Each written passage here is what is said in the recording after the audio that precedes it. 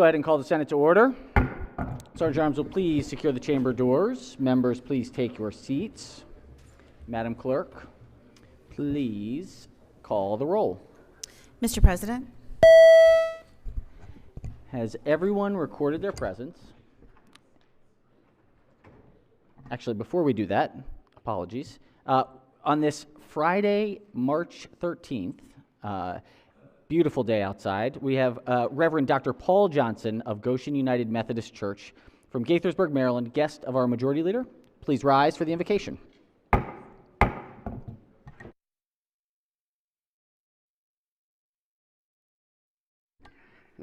Please pray with me.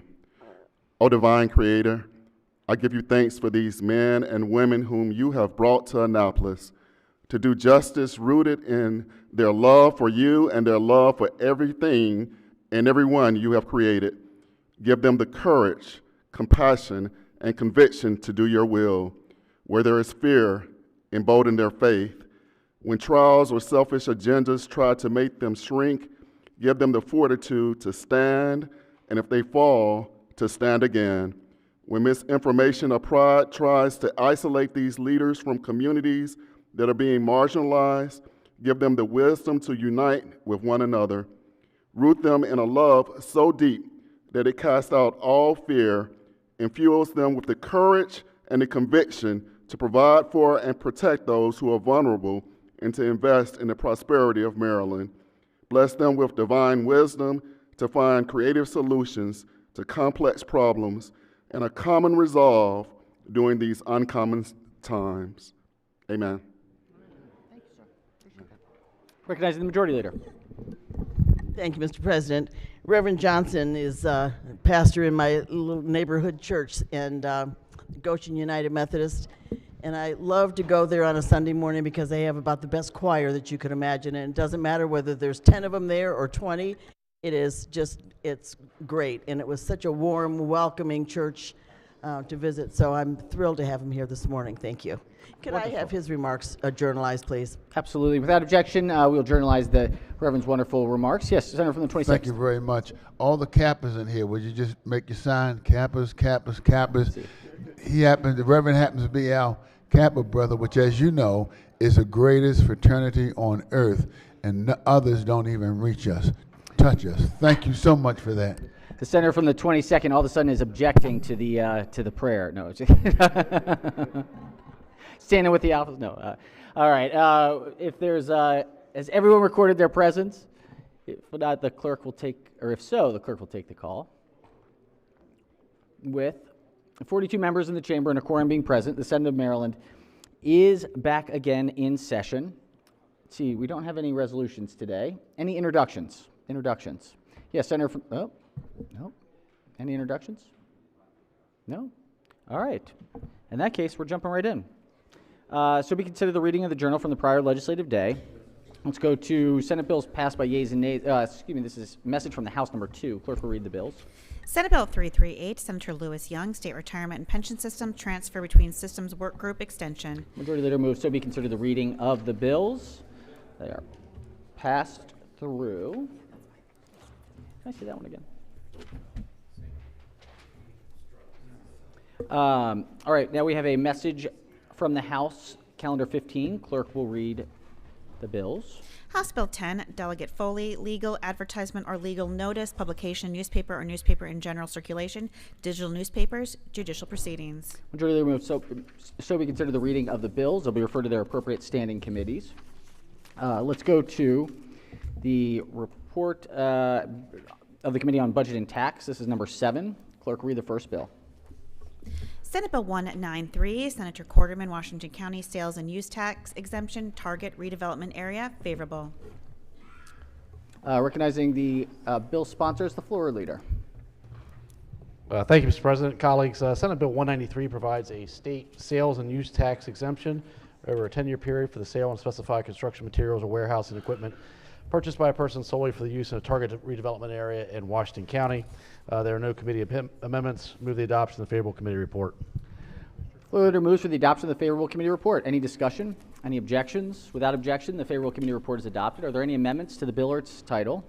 Seeing none, Senate Bill 193 is hereby ordered, printed for third reading. Clerk will read the next bill.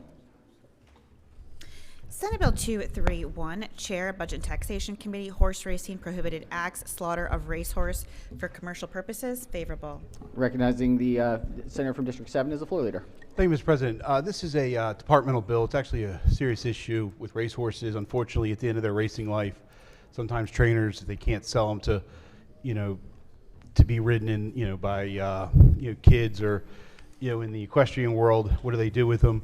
Unfortunately, sometimes they end up in the slaughter world where they get put on trucks, taken south across the border where they get slaughtered.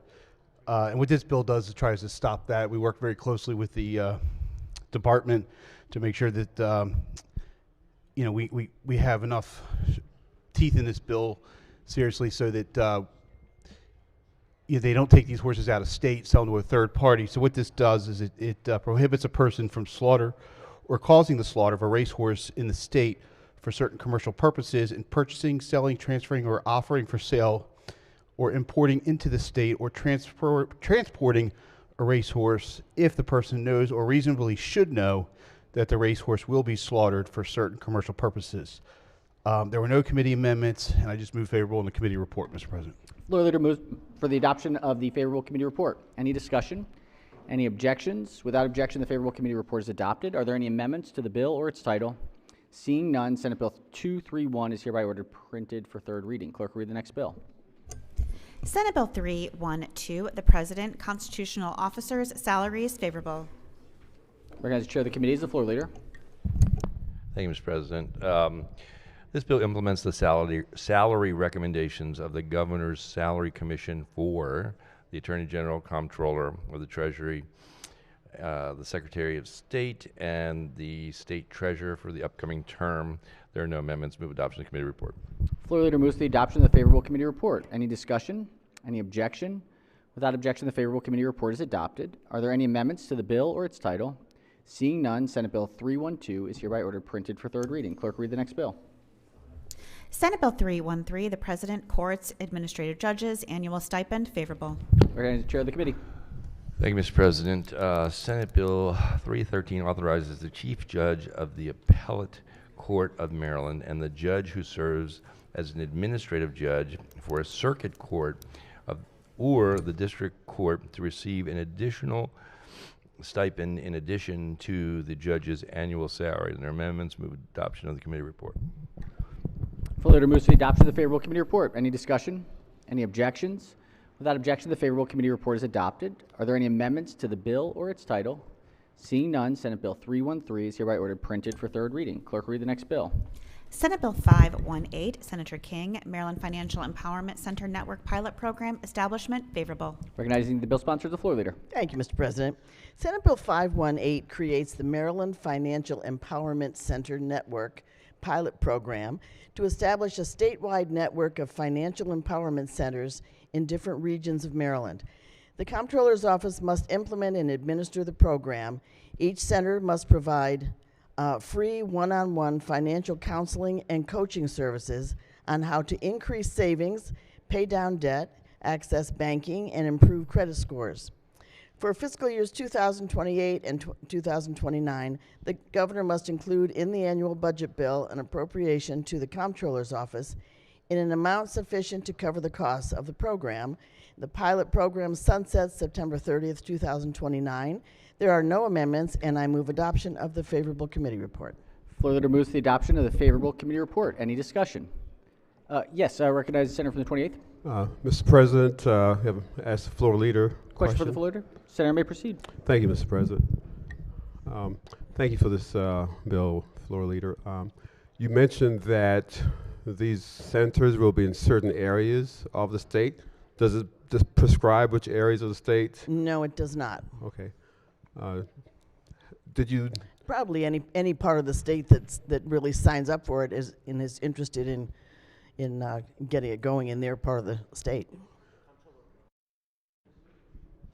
Oh, the comptroller also will run it out of their branch offices, so they won't have a separate office. So they will pick certain offices because right now they're a controller office in each county. They're all over the state. The comptroller's offices are all over the state. Okay.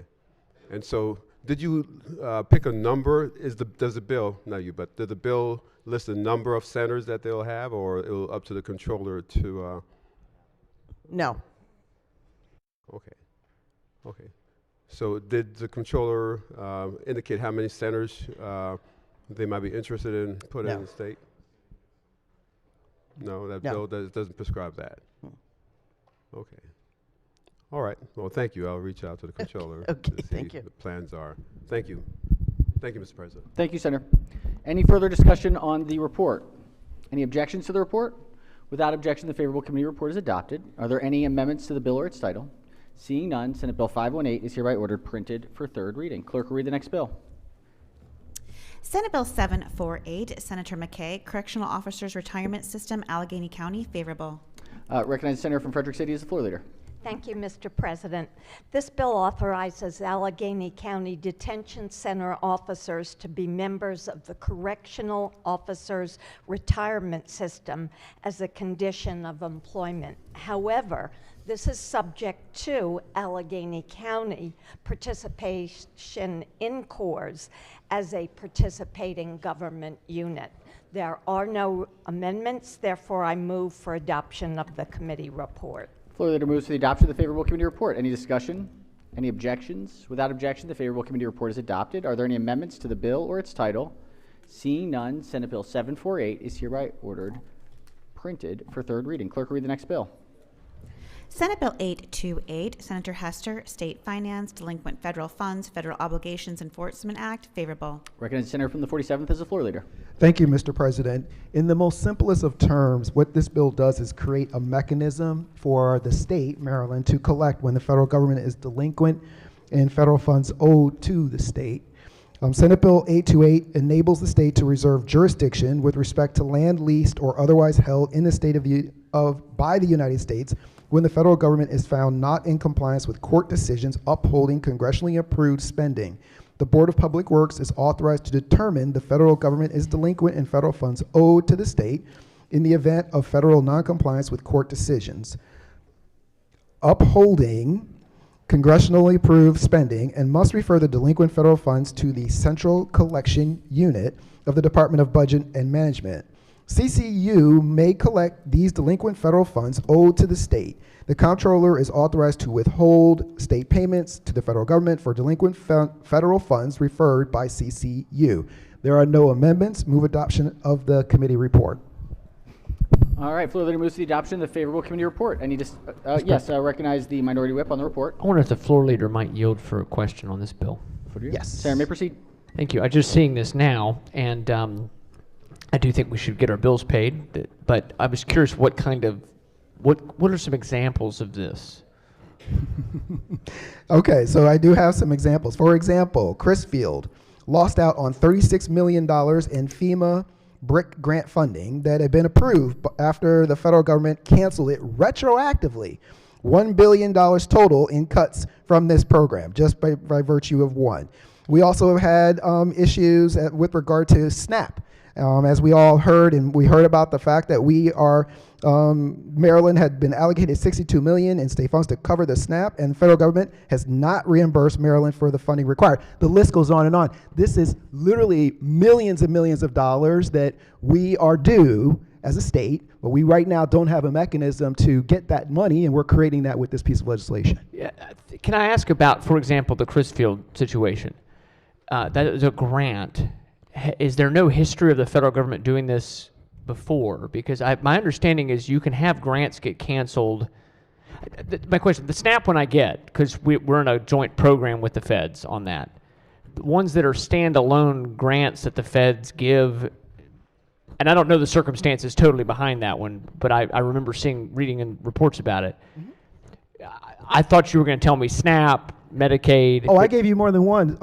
Obviously, there is. No, SNAP, you did. No, I just mean, but it does include the others as well, right? Okay, but can we put a lien on something from the federal government? Period. Number one, obviously, we legally must be able to because you're doing a bill. We're doing a bill, but can you put a lien on something that's a? This may not be the right budget terminology, but a discretionary grant. That they pull? This is authorizing a tool for us to be able to collect first. So right now we just don't have a mechanism to be able to collect. And these are for issues where the court has determined that the federal government owes us this money.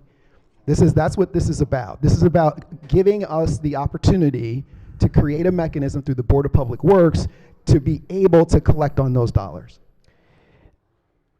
So this is after a federal court has adjudicated, it would be a federal court, correct, that it's adjudicated that and those examples you were giving me, were those just examples of where the federal government's pulled back money, or did a federal court adjudicate a couple of those examples?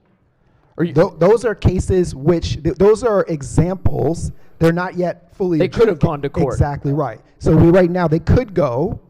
There are, obviously our Attorney General has a number of cases, but those examples are just ones to just give you an idea of the type of money that we're talking about. Okay. Mr. President, I know there's not an amendment on this. I wondered if I could special order this for the next session we meet, or maybe Tuesday if we don't want to do Monday night, just so I could look at it and possibly look at amendment. I'm no objection to that. Thank you. All right, no objections from the committee. Any objections from the floor? Without objection, the bill will be special ordered to the appropriate time on Tuesday. All right, clerk, read the next bill. Senate Bill 833, Senator Hershey, Queen Anne's County, authorized uses of revenues from development impact fees, expansion, favorable. Recognize Senator from District 6 as the floor leader. Thank you, Mr. President. Senate Bill 833 is a local bill that authorized Queen Anne's County Commissioners to use the revenue for development impact fees to finance any capital costs related to the replacement of public school facilities. There's no amendments. We move adoption to the favorable report, Mr. Mayor. Floor leader moves for the adoption of the favorable committee report. Any discussion? Any objections? Without objection, the favorable committee report is adopted. Are there any amendments to the bill or its title? Seeing none, Senate Bill 833 is hereby ordered printed for third reading. Clerk, read the next bill. Senate Bill 847, Senator Carrozza, Wacomico County Property Tax Credit, Salisbury Neighborhood Housing Services, favorable. Recognize the senator from District 6 as the floor leader. Thank you, Mr. President. Again, Senate Bill 847 is a local bill and authorized Wacomico County and municipalities in the county to grant by law a property tax credit for rural property that is owned by Salisbury Neighborhood Housing Service Incorporated, with the intention of relinquishing ownership in the near future, used for the sole purpose of development, rehabilitation, and transfers of private owners, not occupied by the administration or warehouse building owned by Salisbury Neighborhood Housing Services Incorporated. The county and municipality governments may provide for the amount, terms, and scope of the duration of the tax. There's no amendments, and I move adoption to the favorable report. Floor leader moves to the adoption of the favorable committee report. Any discussion? Any objections? Without objection, the favorable committee report is adopted. Are there any amendments to the bill or its title? Seeing none, Senate Bill 847 is hereby ordered printed for third reading. Clerk, read the next bill. Senate Bill 851, Anne Arundel County Senators, Anne Arundel County Property Tax Credit Rural Legacy Program, favorable. Sticking with the senator from District 6 as the floor leader. Thank you, Mr. President. Senate Bill 851 is a local bill that authorized Anne Arundel County to grant by law a property tax credit for rural property that is located in a specific rural legacy area and for which the property owner has sold the development rights under the Rural Legacy Program. There's no amendments. We move adoption to the favorable report, Mr. President. Floor leader moves to the adoption of the favorable committee report. Any discussion? Any objections? Without objection, the favorable committee report is adopted. Are there any amendments to the bill or its title? Seeing none, Senate Bill 851 is hereby ordered printed for third reading. All right, let's go to judicial proceedings. Report number 11. Clerk will read the bill. Senate Bill 334, Senator Love, Criminal Law, Firearms, Crime, Machine Gun, Convertible Pistols, favorable with 3 amendments. Recognizing the bill sponsor as the floor leader. Thank you, Mr. President. As amended, this bill, 1, prohibits a person from manufacturing, selling, offering for sale, purchasing, receiving, or transferring a machine gun convertible pistol beginning January 1, 2027, and subject to specified exceptions, and 2, alters the definition of a rapid fire activator to include a pistol converter. As a result of the expanded application of existing penalty, a violator is guilty of a misdemeanor punishable by imprisonment for up to 3 years and/or a $5,000 maximum fine. The Department of State Police must adopt regulations to implement the bill's provisions, including publishing a list of prohibited machine gun convertible pistols. There are 3 committee amendments. Amendment number 1 is technical. Amendment number 2 generally alters definitions and exceptions to the bill's provisions and requires the Department of State Police to adopt specified regulations. And amendment number 3 adds exceptions to the bill's provisions. Move the 3 committee amendments and the favorable committee report. Floor leader moves for the adoption of the 3 committee amendments and the favorable committee report. On the amendments, recognize the minority whip. I wonder if I could ask the floor leader to yield for question. All right, Senator may proceed. Thank you. Curious about this bill.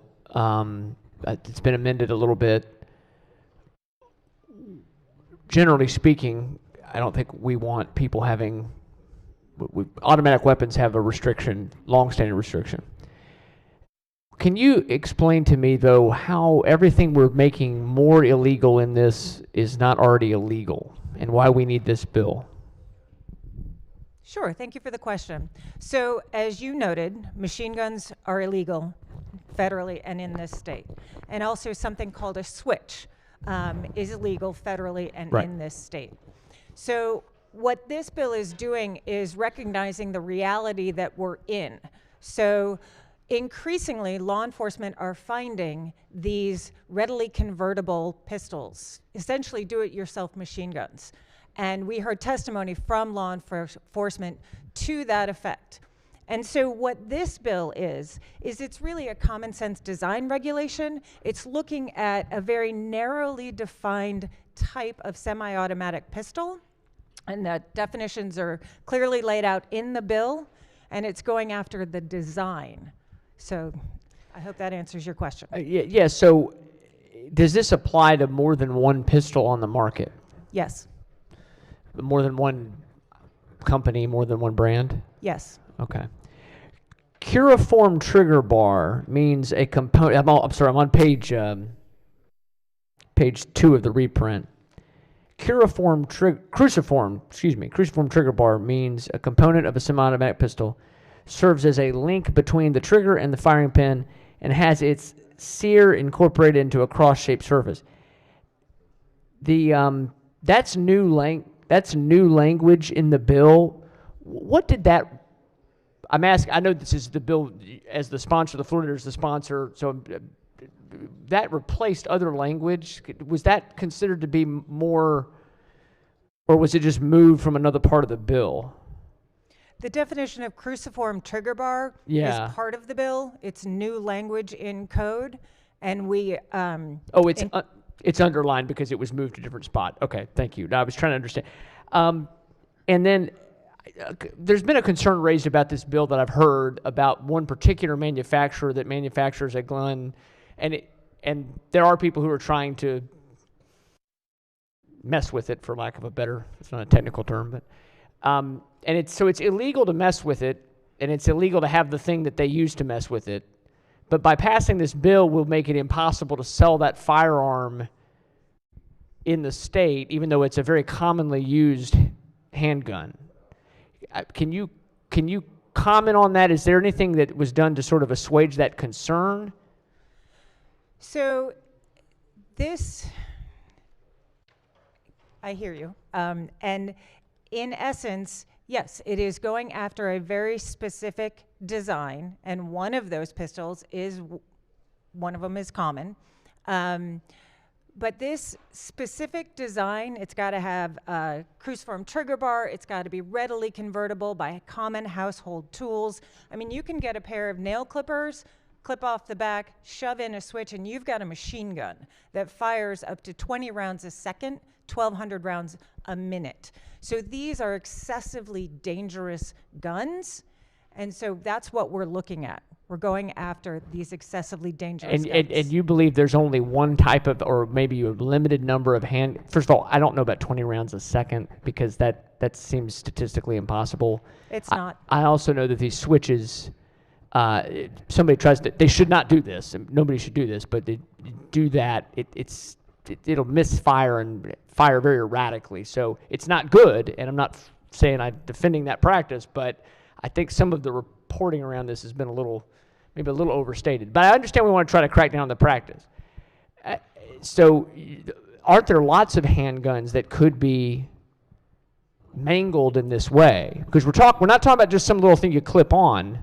We're talking about, the bill is pretty broad because it's saying if you could even jam a screwdriver into the back of a handgun and mess with its firing capability to where it would the hammer would bounce and keep firing, that gun would now be illegal in the state of Maryland? No, so this is, as I said, it's very specific. The bill is very specific. There has to be a cruciform trigger bar, and it has to be easily convertible into a machine gun using common household tools.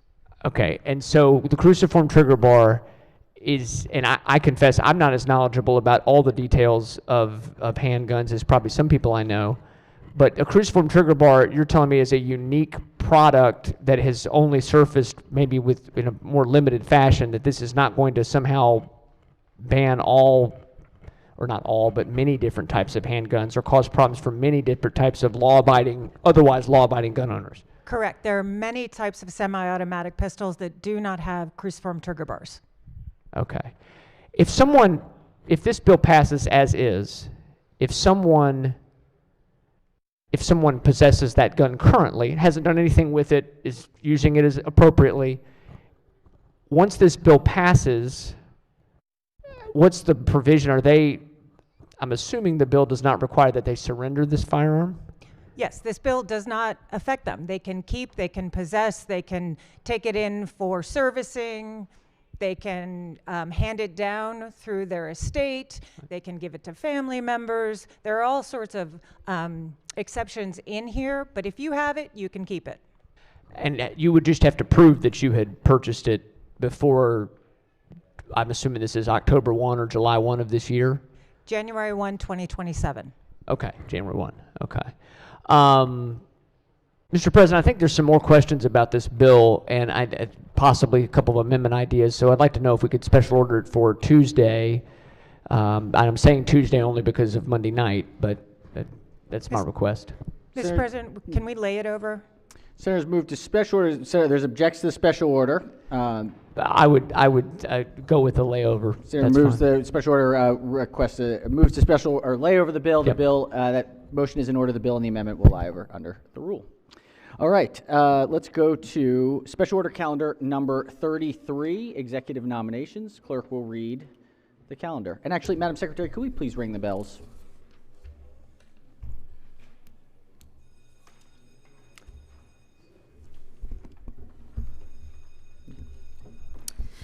Special Order Number 33, Executive Nominations Report Number 4. Question is, will the Senate advise and consent to the nominations of the executive? All right, Senators, this is the one that we laid over yesterday. I recognize the Minority Whip. Apologies for the third bite at the apple this morning. I'd like to remove nominee number 11 for an individual vote. Nominee 11 will be removed separately. Are there any other nominees that Senators wish to vote separately? Any other nominees? If not, the question before the body is whether the Senate will advise and consent to the nominations of the executive on report number 4, except nominee 11. Any discussion? Any objection? Oh, excuse me. Let's. The clerk will call the roll. Mr. President? Has everyone recorded their vote? Anyone wish to change their vote, explain their vote? If not, the clerk will take the call. With 45 votes in the affirmative, the Senate advises and consents affirmatively to the nominations on report 4, but for nominee 11. Clerk will read the next order of business.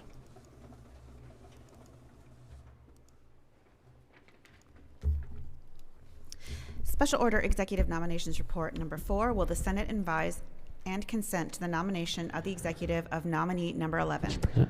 All right, questions on nominee number 11. Recognize the Minority Whip on the nominee.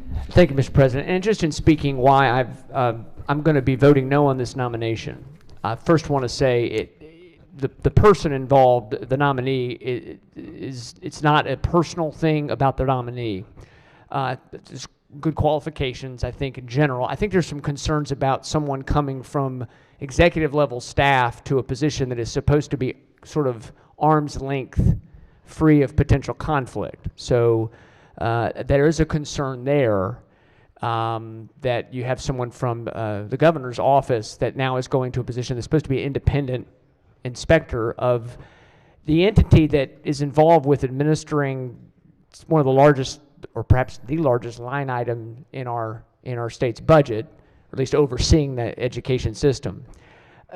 Really, the reason that I'm opposing this nominee, in addition to that reason, is that we had an inspector general doing a very good job, the first inspector general ever chosen. He was a bipartisan appointed inspector general. This position has to be nominated by the attorney general, the treasurer, and the governor.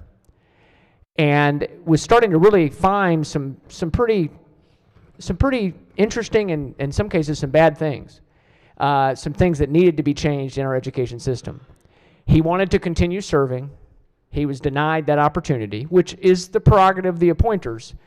But I can just tell you, every day I hear from people, not just in my district, from across the state, frustrated and concerned about the way that money is spent in our education system, and candidly, the lack of results we get for that money. And it isn't to speak about the intentions of anybody involved, but it is to say that when you have an IG that's starting to really dig in and find things, and then they want to continue serving and they're no longer appointed, you just ask questions. And so the only way I can express, and I think many of us on this side of the aisle can express the way that our constituents are feeling and what we're hearing around the state, is to say we should have kept that person in the job. To say voters deserve, our taxpayers deserve accountability for how their money is spent and the results that we're getting for the tens of billions of dollars we're spending over the years in public education. So, Mr. President, I'm going to be voting no. And again, I wanted to make clear that it's not a personal objection to the nominee, but I do believe we should have had someone more arm's length.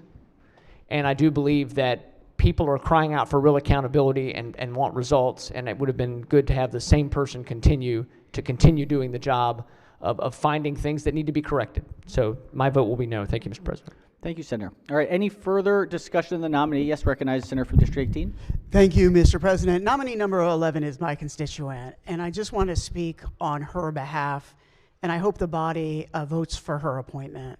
There is no conflict of interest here, and there's been no conflict of interest identified. If the good senator believes that there is a conflict, and there is no conflict under current law, the senator can put in a bill to make sure that folks under these circumstances cannot be appointed. There is no such bill, and there is no such law. Nominee number 11 served as the Inspector General of Montgomery County Public Schools during COVID. This was the toughest time for an Inspector General, when the world was turned upside down, where procurement needed to happen quickly and efficiently and without waste, fraud, or abuse.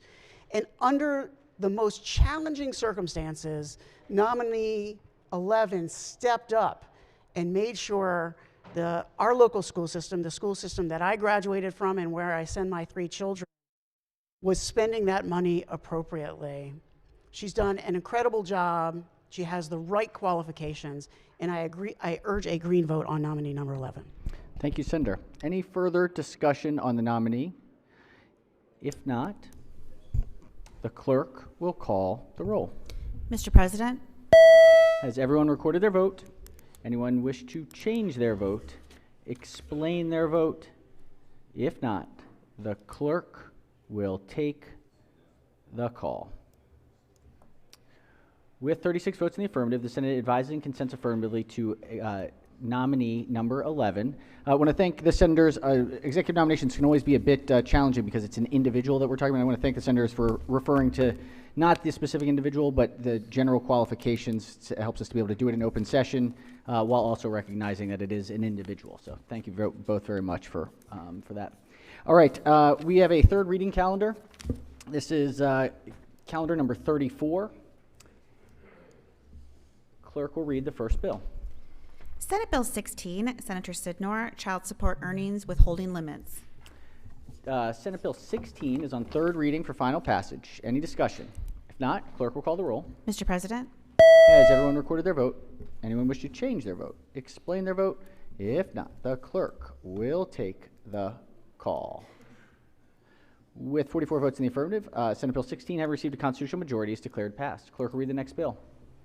Senate Bill 114, Senator Kagan, 311 System Expansion Program and Oversight Board Establishment. Senate Bill 114 is on third reading for final passage. Any discussion? If not, clerk will call the roll. Mr. President, Has everyone recorded their vote? Anyone wish to change their vote, explain their vote? Recognize the bill sponsor. It's 2 minutes to explain their vote. Thank you, Mr. President. This has been 7 years in the making, and I just really want to acknowledge and thank members of the 311 work group. I want to thank the folks at the Department of Legislative Services, the folks on the 911 Commission that worked for 4 years to work towards making our 911 centers safer and more responsive.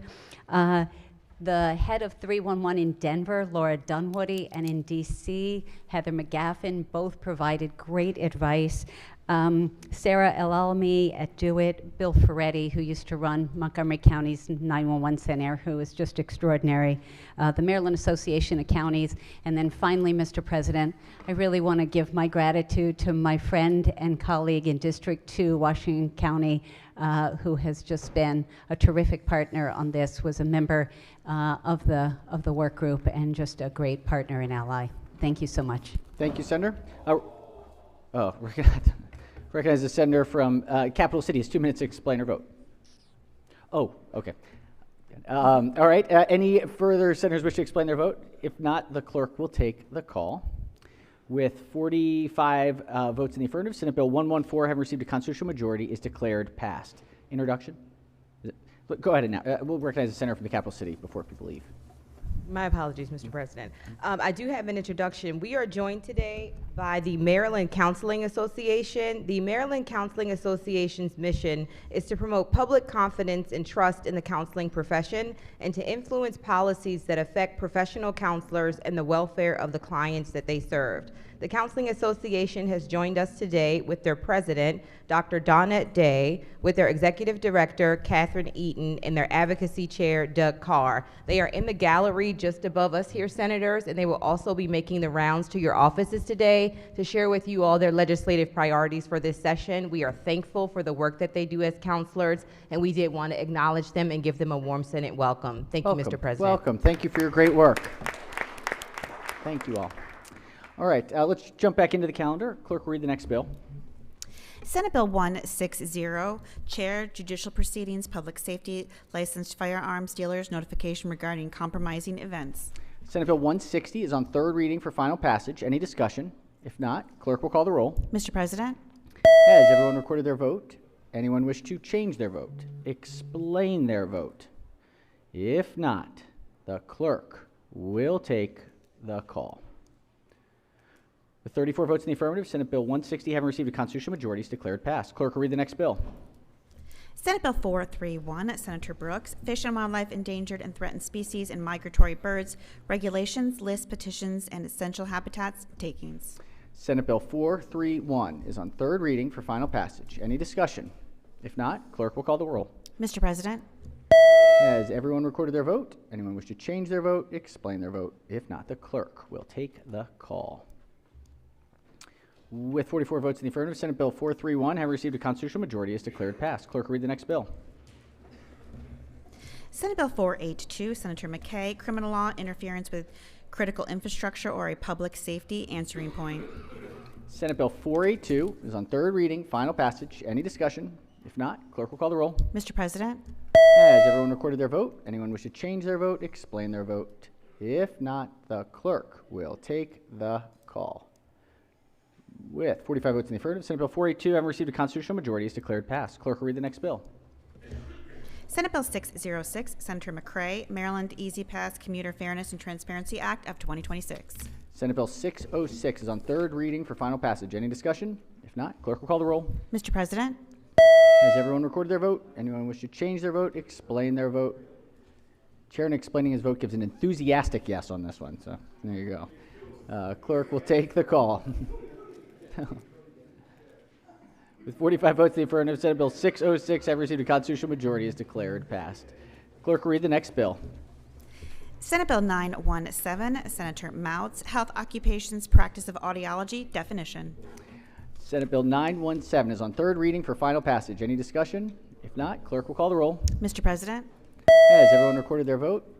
Anyone wish to change their vote, explain their vote? If not, the clerk will take the call. With 45 votes in the affirmative, Senate Bill 917, having received a constitutional majority, is declared passed. And with that, week nine's almost done. Recognize the senator from the 36th district. Thank you very much, Mr. President. If I could suspend the rules to introduce a late filed bill. All right. Senators move to suspend Rule 32 for the purposes of introducing a late bill. Senator, please, if we could give the secretary the bill, and if the page could collect it and provide it to the secretary. She already has it. Oh, have it. Oh, excellent. If the senator could describe the bill. Thank you very much, Mr. President. This authorizes the holder of a Class 1 wholesaler's license to deliver regulated cannabinoid beverages to license holders with off-site privileges. All right. All right. Senator has moved to suspend. Any objections to the motion? Without objection, the motion is adopted. Clerk will read the bill. Senate Bill 1008, Senator Hershey, alcohol and cannabinoid beverages off-premise sales permit establishment rules. All right. Bill is referred to the Rules Committee. All right. Let's see. Let's check in with schedules first. So scheduling. Let's check the Finance Committee. Thank you, Mr. President. The Finance Committee only has 3 bills today, but we have 2 voting lists, so it'll still be a long afternoon. All right, Thank busy you. afternoon. 1 o'clock. 1 o'clock. All right, thank you. Mr. President, Triple E Committee worked very hard last night, and we will not be meeting today. All right, excellent. All right, Budget and Tax, busy this morning? Yes, thank you, Mr. President. I'm pleased to say we passed the budget out of the committee. Excellent so we'll news. be on the floor Excellent next week. Thank you to everyone involved. In like sequence, although there are a few work groups playing around with some issues, we won't be meeting as a committee this afternoon. All right. What's the regular schedule?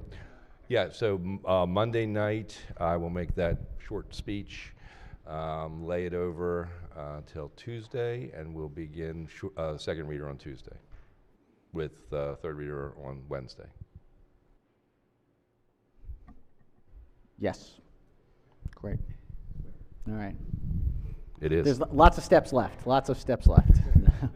All right. Let's check with judicial proceedings. Nope. All right. Let's check with any standing committees, select committees, joint committees, delegations. Yes, Baltimore County delegation. Thank you very much, Mr. President. Baltimore County senators, we will be meeting virtually 3 o'clock on Monday. Virtual On Monday. Excellent. Yes, please look for your link because we're meeting with the House also. Very good. Very good. Any further delegations? Protocol? Oh, I'm sorry. Baltimore County Veterans Caucus.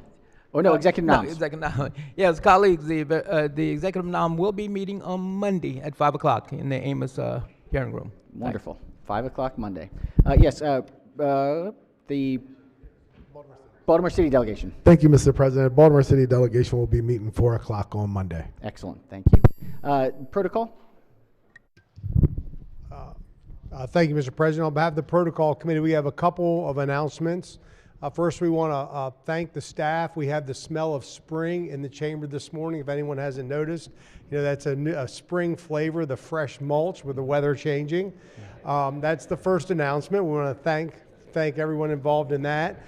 Second, we would like to, this is a more serious announcement, is that session's kind of moving on, and if you haven't submitted your dues, it's time to submit your dues. And Protocol Chair or myself are willing are ready to accept those.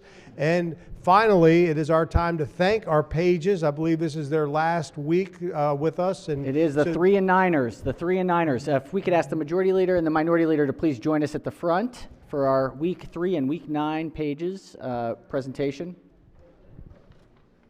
Senator may proceed.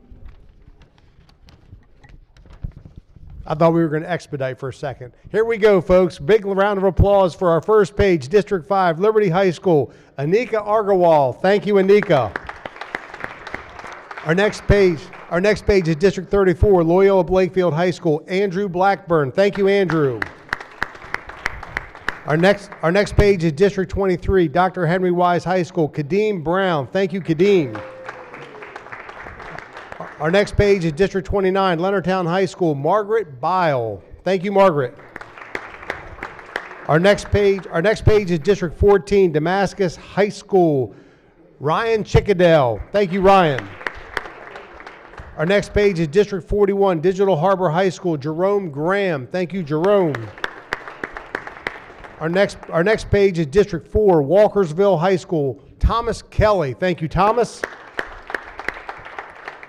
And last but not least, our final page, District 22, Northwestern High School, Aluawa Oni. Aluawa Oni. Thank you, Aluawa.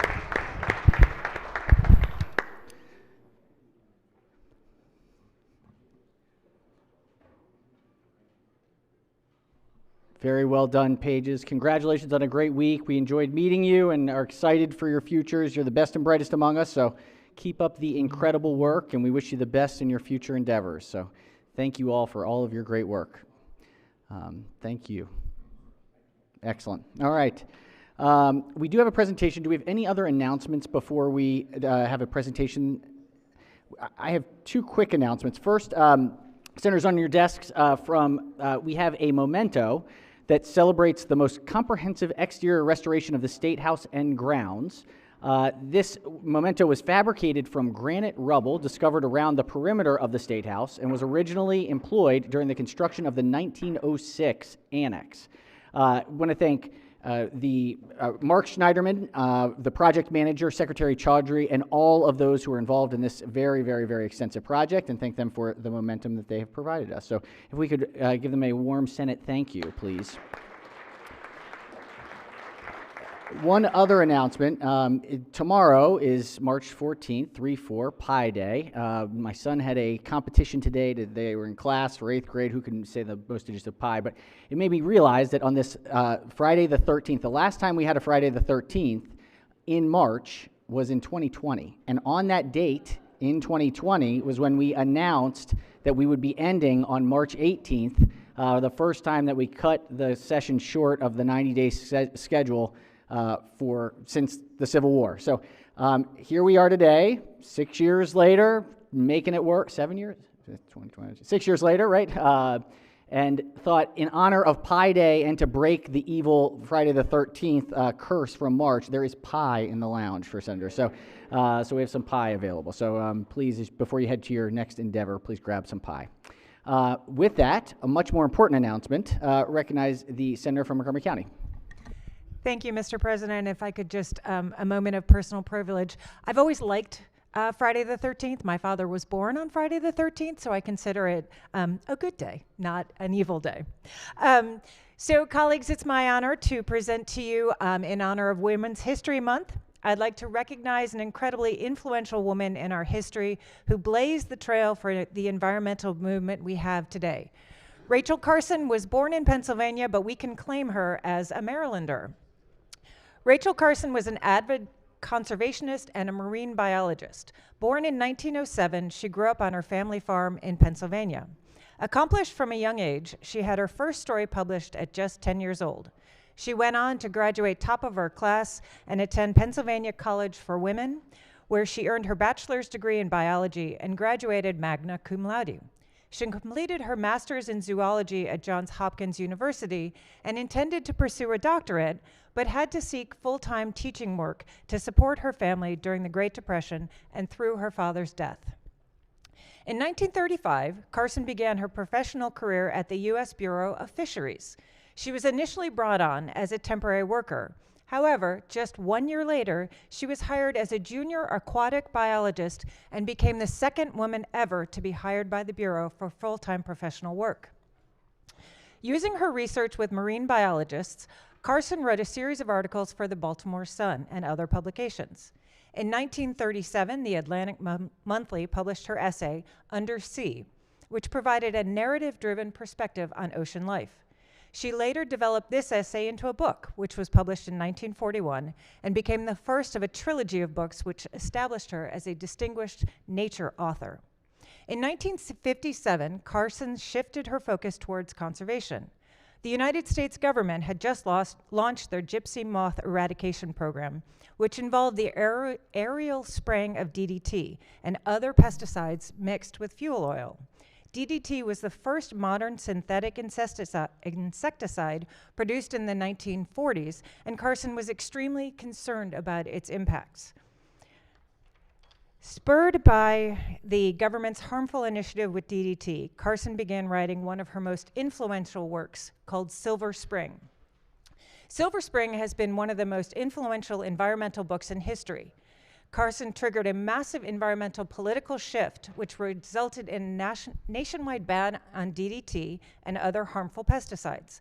The novel is also credited with inspiring the grassroots environmental movement, which led to the founding of the EPA, and it has guided us to where we are today. Rachel Carson died in 1964 in her home in Silver Spring. She left a legacy of environmental awareness and advocacy that continues today in many ways. In 1965, the Rachel Carson Council was founded to carry on her work after her death. The president of that council is a District 16 constituent, and I've had the honor of speaking to the Rachel Carson Environmental Leadership Institute every summer. Carson was posthumously awarded the Presidential Medal of Freedom by President Jimmy Carter. Her Maryland home is on the National Register of Historic Places. 2 research vessels have sailed under her name, and there are a number of schools across the country named after her, including the Rachel Carson Elementary School in Gaithersburg. And I will close with this. Every day when I walk into my house, I see a poster that my daughter in 4th grade made with felt, and it contains this quote from Rachel Carson. "Now I truly believe that we in this generation must come to terms with nature, and I think we're challenged, as mankind has never been challenged before, to prove our maturity and our mastery, not of nature, but of ourselves." Thank you, Mr. President, and thank you everyone for listening and learning about Rachel Carson. Thank you, Senator. Thank you very much.